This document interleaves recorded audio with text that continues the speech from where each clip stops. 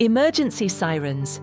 Keiko stands in handcuffs outside her restaurant as paramedics wheel someone out on a stretcher.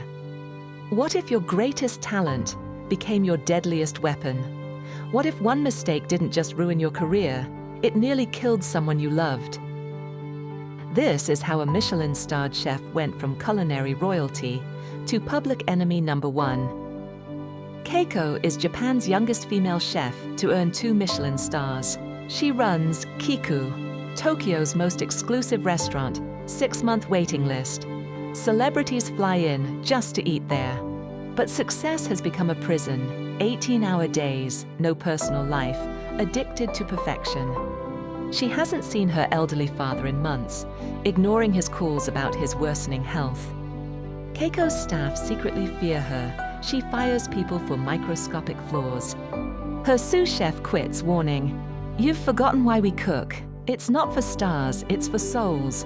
Ancient wisdom whispers, "The tree that will not bend will break in the storm." Her father's final voicemail, "I'm proud of you, but I miss my daughter." She had everything the world told her to want, but had lost everything that made her human. One night, everything collapsed for Keiko. She was the lead chef for a VIP dinner service.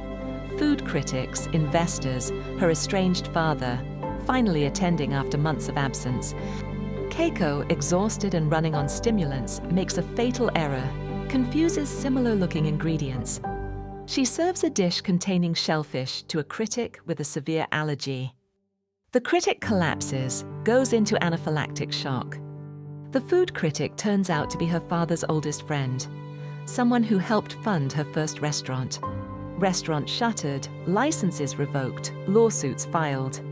Media crucifies her, the chef who almost killed for a star.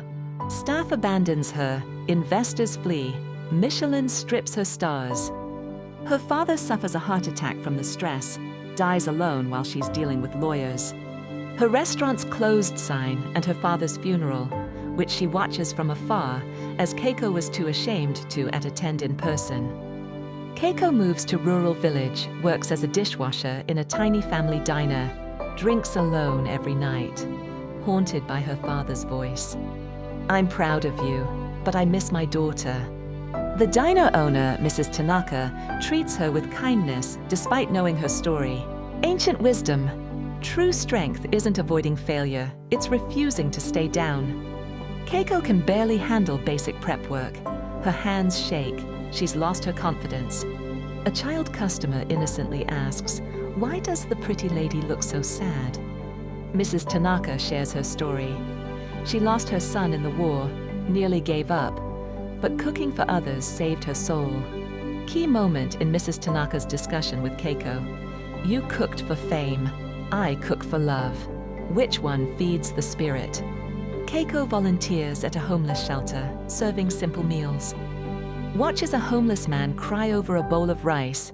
"This is the first hot meal I've had in weeks."